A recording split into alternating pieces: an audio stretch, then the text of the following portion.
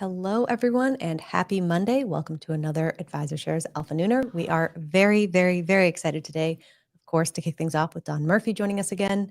Very excited to kind of get his thoughts on, the lay of the land as we head into 2025 and our new administration when it comes to cannabis.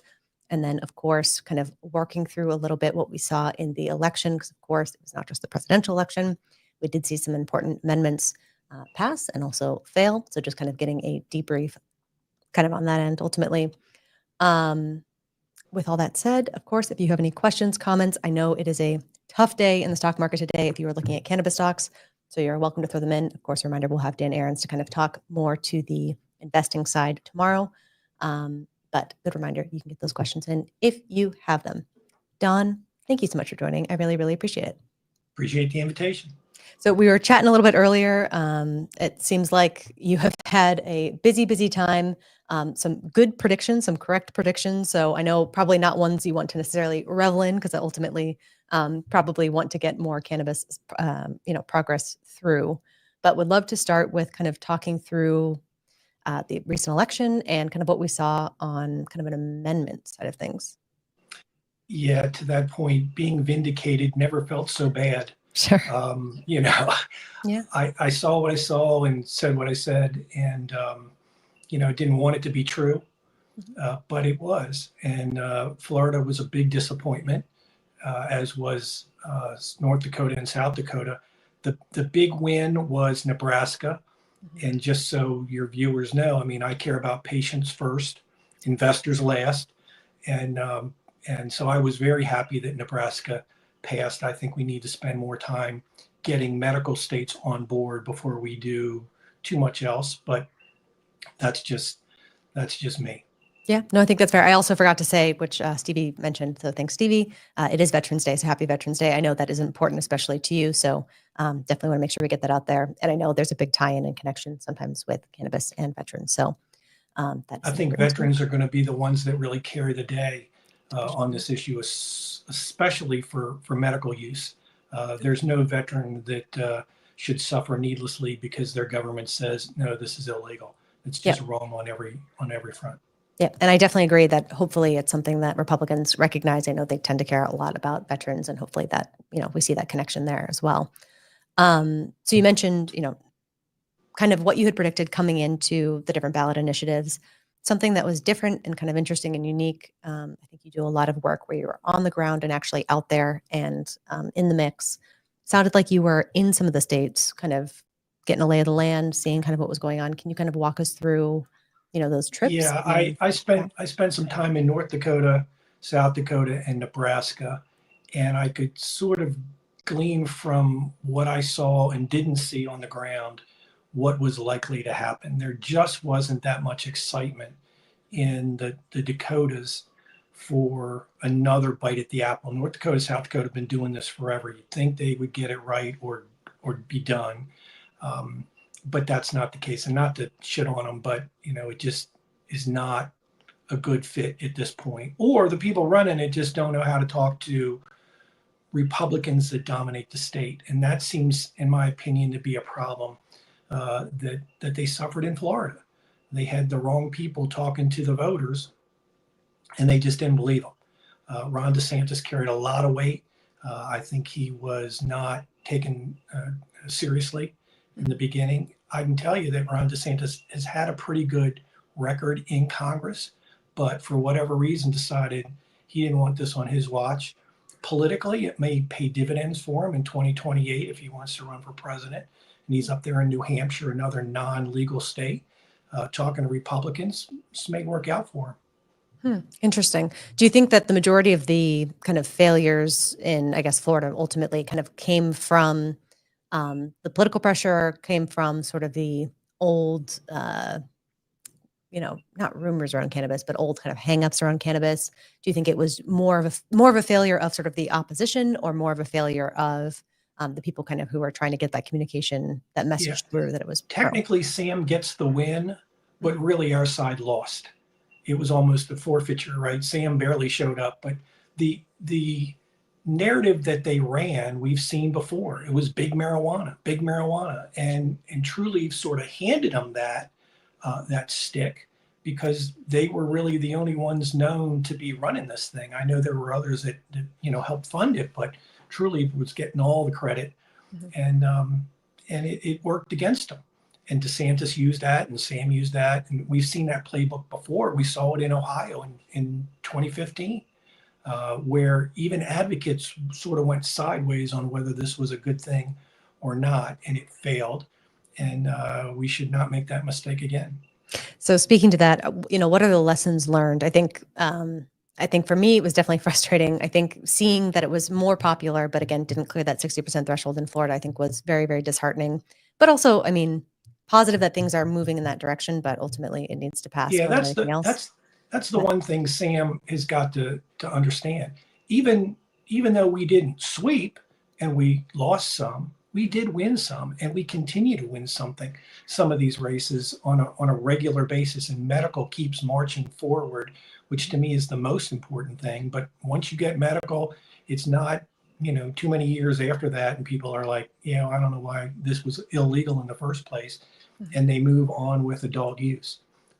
That seems to be the way it works pretty much everywhere.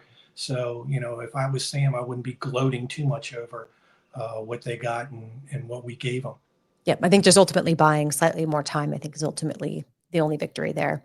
So any other kind of lessons or takeaways that you would pull from kind of what you saw just on that element, and then we'll move to kind of the presidential? Well, I will tell you this. The people that have done this in the past, namely MPP, they were not consulted in any form. They reached out, didn't get any response from the campaign, and it proved to be a problem. I mean, I called it political malpractice when I first heard that MPP was not involved in this. And let me say, MPP fired me, so I don't really want to say a lot of great things, but I got to give credit where credit is due.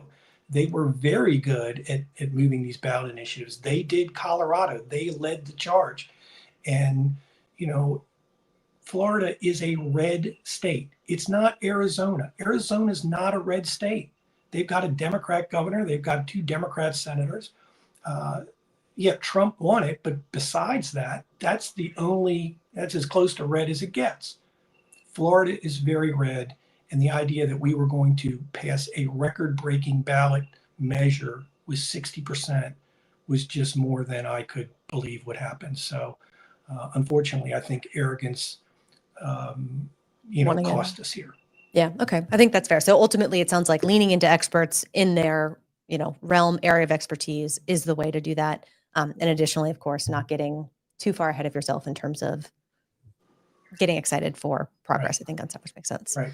All right. Well, then I guess the other element of the election, obviously very, very important, is sort of the other areas. I think new president, new vice president, Senate is red now, House looking pretty much red. What are the implications, I think, there? Well, the implications, I think, are that expectations are about as low as your stock price right now. Okay. Yeah. There really is only one place to go, no place to go but up. I believe that if you look at what Donald Trump has said in the past about criminal justice reform and what he's done and how that came to be, I think cannabis policy reform could go the same way. There's all this talk about who's going to be the Republican leader in the Senate, the majority leader in the Senate, and whether they're on board or not. It doesn't matter. If President Trump decides he wants to reform marijuana policy, they're going to go along much the way they did with criminal justice reform. I don't see any way that a Rick Scott or a John Cornyn or a John Thune get in the way of it. They just won't. Not only that, unlike 2016, or in some ways like 2016, where President Trump surrounded himself with people like Kanye West and the Kardashians and people who wanted criminal justice reform, they got it done. They helped get it done. And if you look at the people who surround President Trump this go round, the Elon Musks of the world, the Joe Rogans, the RFKs, the Tulsi Gabbards, they're all on board. We had very few people in the past. I can remember when Mick Mulvaney was tapped to be the chief of staff or budget secretary. I'm like, hey, somebody's in the room. Somebody who has a good voting record is there to whisper in his ear. Now, Mulvaney was not a big advocate. He voted right on the Rohrabacher Amendment and the McClintock Amendment. He was for states' rights when it came to this, but it really wasn't his issue. These folks that helped get Trump over the line this time, I imagine they're going to be looking for some populist positions to move. I want to say quickly, but is clearly not a 100-day issue, right? In the first 100 days, I don't see anything getting done. I do hold out hope that SAFE could pass in this lame duck, so we'll just sort of set that aside. Honestly, if you're parsing words, I used to say bullish, now I just say hopeful. Okay. Because if you're Schumer, you either want this done or you don't, but you also want other things done. And the one thing Schumer is probably going to work on more than anything is confirmation hearings or confirmations, getting those across the line before Trump takes over. That's going to be his number one issue. He's been blaming Republicans forever for safe banking, but he hasn't let Republicans fail. He hasn't given them the chance to kill it. And in my opinion, you want to get that monkey off your back, you got to put that bill on the floor and see what happens. We got the votes, so I'm not unclear as to what will happen. But you need to give Republicans a chance if you think they're going to kill it, and then they can get blamed instead of Schumer getting blamed. Yeah, no, I think that makes sense. So I know we'll talk about it a little bit more later. I know you're heading to the Hill tomorrow. In terms of this lame duck session, what are you focused on? Is that getting that safe? Is there anything that you can do to, because I think you're there very, very consistently telling that message, explaining kind of the benefits and, why people might want to look at safe more closely. Any thoughts in terms of what you can do in that meeting? I think if you're a progressive Democrat who has Schumer's ear and you're the one that's sort of been holding this up, think Cory Booker, think Raphael Warnock, which is why I think Schumer's been holding this up. It's not been Republican. You can blame Republicans, but it's your own progressives who don't like SAFE because it doesn't go far enough. It's not progressive enough. It doesn't have all the bells and whistles that you want out of comprehensive reform. Mm-hmm. You need to understand something. You are not going to control the Senate for the next 2 years, probably 4 years, maybe even 6 years. Mm-hmm. In the 2026 cycle, there's only one at-risk Republican up. That's Collins in Maine. She's actually a co-sponsor of SAFE. Win or lose, doesn't matter. Republicans would still have a majority of the Senate going forward. So if you want any reform on cannabis right now, safe banking is your only bet. If you're a Democrat. I believe that, but I also wonder, we were talking about, prioritization, how important this issue is. I'm imagining this time is very precious for Democrats right now in terms of trying to get things through or trying to really, prep up as we head into, like you're saying, kind of an extended red period in the Senate. What's your sense, and maybe you'll get a better sense, I guess, tomorrow in terms of where that might lie, but what's your sense of how important that might be to them? It's hard to gauge. It's not important enough to be on campaign literature. I mean, think about this a minute. Kamala Harris barely talked about this, right? Like, she didn't lean into cannabis. You could probably make the argument that Trump did more than Harris did. Could be wrong. I'm not, like counting the words in every press release, but I saw very little. I was sort of tuned into these conversations and these comments by both parties. And whenever I heard cannabis policy, my ears perked up. They didn't perk up very often with her. And I think the vote sort of showed that, right? Young people went to Trump in record numbers. Black men went to Trump in numbers I don't think anyone had ever seen before or expected. And maybe part of it was cannabis policy. What he had said and what he was doing by his vote on Amendment 3 in Florida, and what she had done or said or didn't say. She didn't endorse Florida. Yep. She didn't say anything, and not for nothing, but how could she? She didn't endorse the measure in her own state. Yeah. Right? Well, I wonder what the balance is in terms of their, Trump or Harris's positions coming in on cannabis pre-election. I do think with Kamala saying, legalization, I think that probably turned off people. Legalization with social reform kind of turned off people who are in states maybe that weren't keen on having it yet, maybe in their states, because there are a certain segment of people who aren't pro. It is a very popular issue, but obviously there are some people who are still not for cannabis. So turn off those people, and then also maybe turning off people who want something that is much more unencumbered by additional kind of social equity stuff. Whereas Trump, I think his approach of endorsing it and making some very clear statements, but also saying it's more ultimately kind of states is more attractive, right? I think that would be. I think her problem was she had been in for 4 years, That's and what she was saying didn't match her record. Yeah, that's fair. Like a record of accomplishment. Yeah, that's fair. Yeah, I think a lot of people. I mean, I think we'd seen globally there's been a big shakeup in terms of whoever had been in power post, pandemic. I think that got changed around a lot, so I'm sure that's also in the mix as well. Okay, so you think in general positive heading in with Trump and Vance, and again, I think ultimately, like you're mentioning, it's not just them. Ultimately, it is the team that they're surrounded by.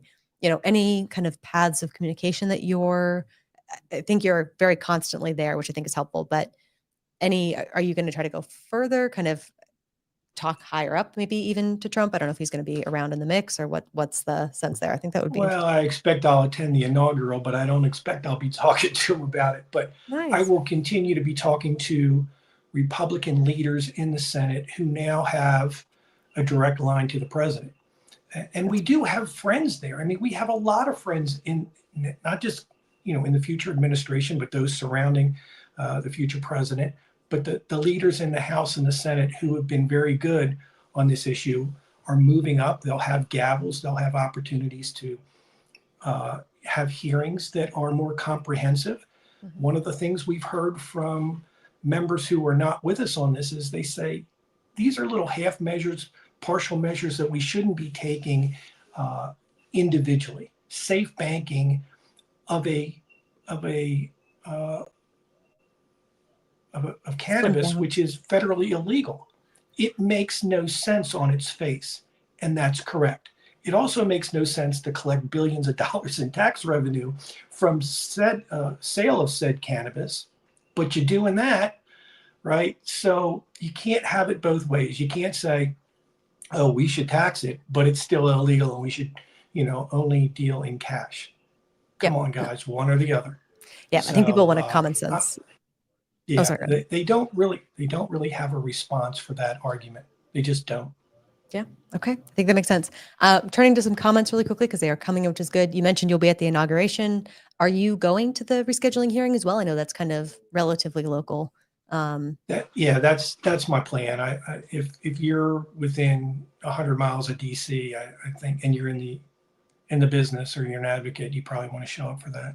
That's gonna be interesting. Do you have any expectations going in? I don't.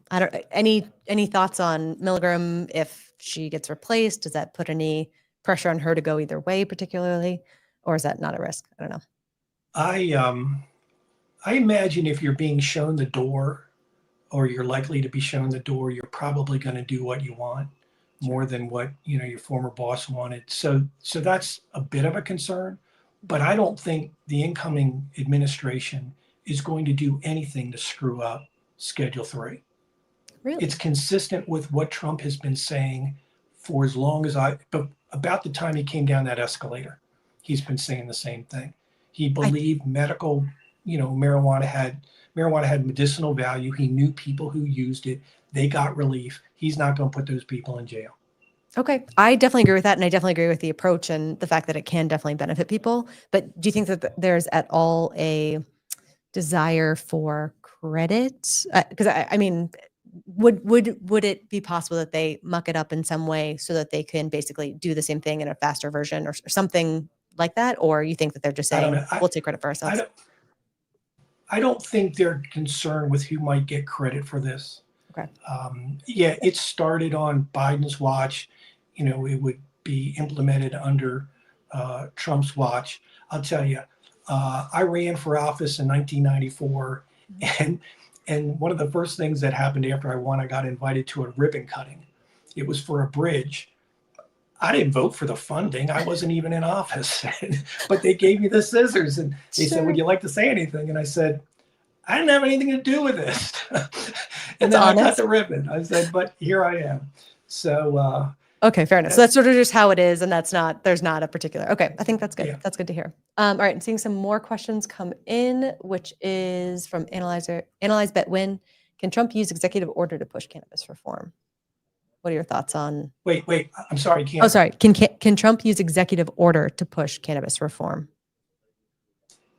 Well, he can use executive order to do a lot of things, but I don't think we want to do anything that way, right? Because it gets undone in the future. It could get undone with the stroke of another pen. Sure. That's kind of what happens. That's what happened to Cole Memo, Yeah. right? So I don't think we don't want to go that way. Like if he wants to do it, he doesn't have to do it that way, right? Yeah. That's what you do when you don't have control of Congress. You've got control of Congress. And I think they're going to pass whatever he wants. Okay. I think he wants this, but where it is on the priority list, I don't think it's the first 100 days. I think that's really fair. All right, a follow-up question on here, which is saying, can you please explain exactly how Trump would pass cannabis reform? More about the process, I think. He would get behind a bill like he did with Cory Gardner. Remember, he supported Cory Gardner's States Act. Maybe he would support Dave Joyce's Prepare Act or Nancy Mace's States Act. I think that's the way he would do it. He would defer to Congress, but lean on them. I mean, that's the way budgets are sort of done, right? The House draws up the appropriations. That's their job, and I think Trump would probably just say, "Hey, this is what I want done," and have his folks do it, and have his Republican Congress pass it. I'm not saying every Republican is going to vote for it, but it won't get held up by one chairman somewhere. I can tell you that, or Chuck Schumer. Yeah, no, I think that's good. Awesome. Seeing no one here. Murphy for Maryland Senate. Maybe you could do it if you wanted to revive those aspirations, which would be good. No. All right, let's see. Quick question from Nick. How will old-time politicians get along with the likes of Kennedy, Musk, and Vivek? I would wonder if there's a difference between kind of old school Republicans versus Dems on that front.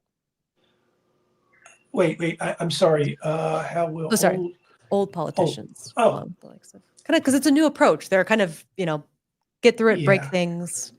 Here's the thing. Republicans in the Senate, for the most part, are in red states, very red states, and they get reelected by Republican primary voters, the same people who are wearing the MAGA hats. They're not going to stand in the way of these guys. They're just like, they may scream and make noise and grumble. I don't think they're going to scream that much, right? They might be upset at some things, but for the most part, they're going to go with the Trump agenda. That's what they're going to do, especially if he pushes through some of these border security, some of these other things that he's talking about, extend the tax cuts, the 2017 tax cuts. Mm-hmm. They'll be okay with a lot of that. And then he's going to have Supreme Court nominations again. Mm-hmm.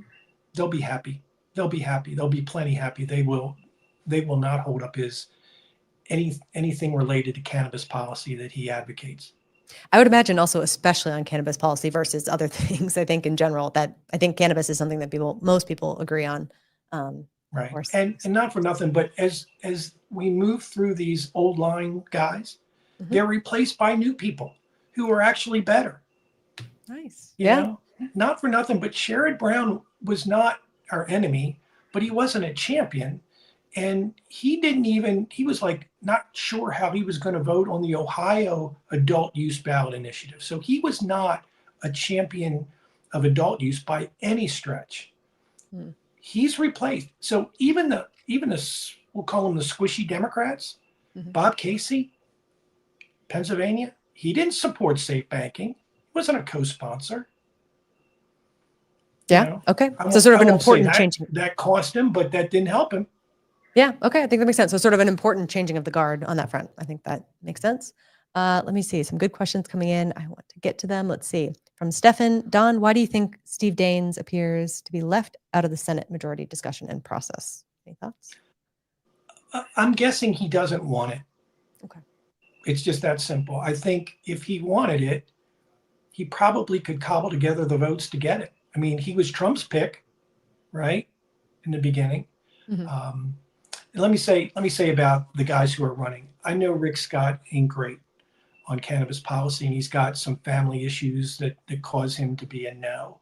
But I've had a lot of conversations with Rick Scott, and he's not terrible, right? He understands where we are. He doesn't like this nickel and dime piecemeal stuff, and I think a comprehensive approach would be possible. I mean, let's be honest. He got 55% in his state, and in a odd twist, he actually did better. Rick Scott is more popular than adult use cannabis in Florida, which is not typical, right? I had predicted it was one of my few that I got. I'm like, okay, adult use Amendment 3 will get more than Trump. And I didn't even mention Scott. That was just a given. And then he ends up, at least as the current numbers are, he's beaten it by, 30 or so thousand, like a fraction of a point, but he's still ahead. Yeah, I think that makes sense. All right, one sec. I'm seeing some more questions come in kind of on the Senate leader thing. What do you think about the Senate leader? Why are they going for a vote now? Any way to change that? No, that's just the way it is. I mean, right after the election, they pick a new leader. And not for nothing, but getting rid of Mitch McConnell sooner rather than later is better. So let's not complain about that. Whoever it is going to be better. Take the win. All right, that sounds good. All right, fair enough. All right, let's see. Getting some good feedback, which is great. Question from Stevie. Again, this is hard to know, I think, in general, but he's saying, what title do you think JFK Jr. will have in the administration? Unclear. I would imagine it's something health related, but maybe a new title. Yeah, right? Like maybe he's just a special advisor to the president. Okay. Yeah. It's okay. Which is fine. I mean, like he's in there and that's good for us. That's good for Look, I'd still rather be us than Sam. Okay. It's like they can have all the cake and ice cream and celebrate all they want, but the red wall will not stop a green wave. And that's what we have here, right? We have a green wave that is, the tide is getting higher and higher and higher, and they can't hold it back. As much as they might fundraise off the idea, they can't. And there'll be a time in the future when virtually every state, it will be legal, much like alcohol, and how it's treated will be up to those of us who are advocates in the space to sort of have the language drawn up, whatever's appropriate. It's not exactly my issue, but the industry will play a big part in that for sure, as will the voters. But we're not going back. It's not going back. So, rather be us than Sam all day long. There you go. That catchphrase is now free and available, I feel like, on the other side of the election. Probably true. Not going back. Yeah, that's true. Horses out of the barn, I think, on that front. And I think you can't push back on progress. And I think you're only seeing younger people come in. I think you're only seeing older people kind of embrace and understand the benefits of cannabis and just using it day to day. I was talking earlier with someone about Thanksgiving and comparing a Thanksgiving I recently had with 5 years ago, and just the amount of people who are all across the age range do enjoy cannabis, different form factors, of course. But so yeah, I think we are there. It's changing, which is good. Yeah. Interesting question from New York teacher. Do you think more states start regulating hemp? I know that's been a big debate. I think they need to. Just for the record, I am not an advocate for making it illegal. I mean, this talk of making hemp illegal or the intoxicating hemp illegal puts us right back where we were with prohibition on cannabis anyway, right? So like I can't at the same time where I'm saying yes to THC cannabis, no to non-THC, to whatever, right? Mm-hmm. That you can't be consistent if you're opposing one and supporting the other. But it does need to be regulated. And I think if the two sides could sort of get together and talk this thing out, we'd have a better outcome. The Mary Miller amendment is still sort of hanging there. I don't think it's going to go anywhere in the future, but Republicans will control that whole thing now. It's unfortunate, but that's the case. Yep. Okay. I think that makes sense. So are you ultimately starting to draw up a new bingo card heading into 2025? starting to kind of get more predictions, thoughts on the board, I guess, ultimately. No, my big prediction is one day you'll wake up and it'll like suddenly be done, like, or something big will happen and we won't know about it until it happens. Interesting. Okay. So fewer sort of waiting on specific dates or specific turning points and just sort of right now I got none of that. Okay. Interesting. I got none of that. But much like when Trump put out the tweet in support of, or some other sort of date that hit, where something serious hit, a catalyst, I can't think of what that might be. So I think, to be fair, that has been we're trying to play the market based on some number, when is this going to happen? Look, I once made the statement that I thought that Schedule 3 would be announced on some Friday as members of Congress were leaving for a recess, and I had a big old idea as to why. And it's sort of, it didn't work out that way, but in retrospect, the Biden administration didn't run with it. They didn't make a lot of hay out of it in this election or prior, and so they kind of buried it, and they didn't get any credit for it, to their detriment. Ultimately. Yeah.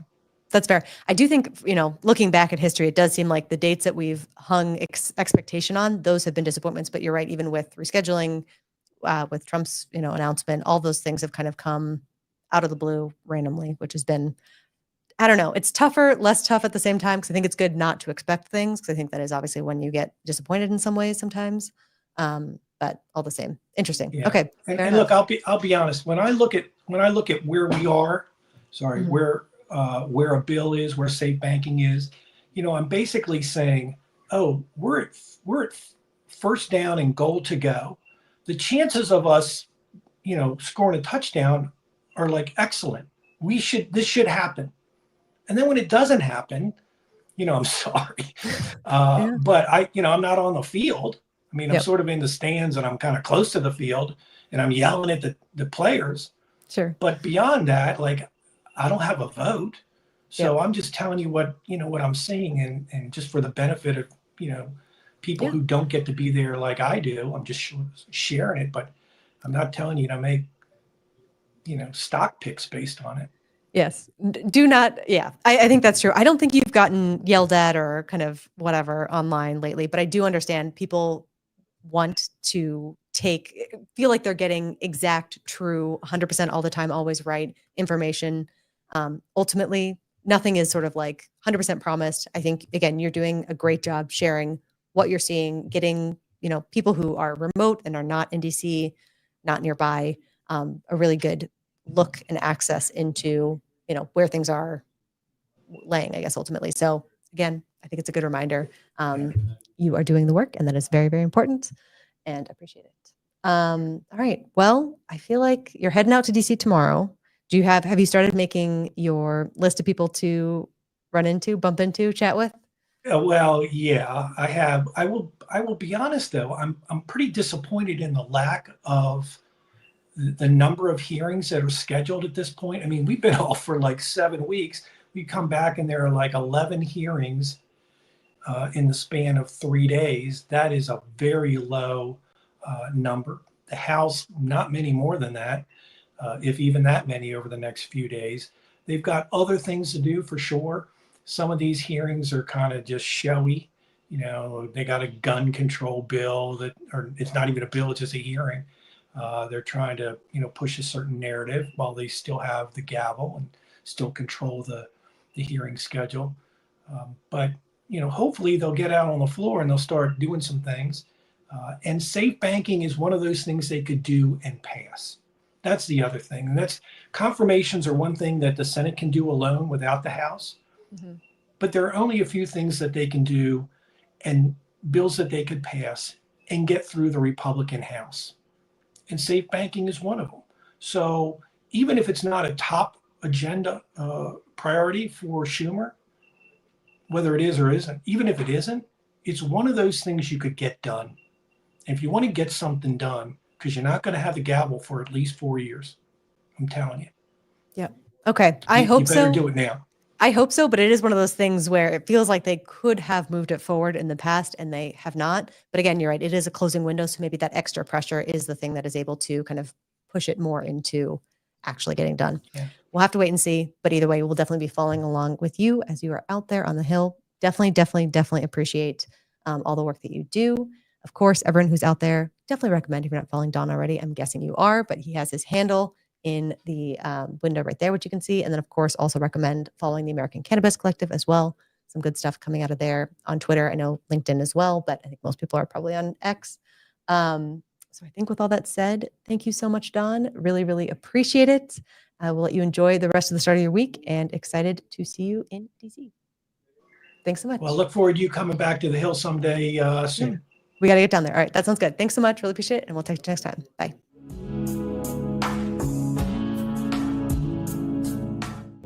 Before investing, carefully consider the investment objectives, risks, charges, and expenses found in the prospectus, available at AdvisorShares.com.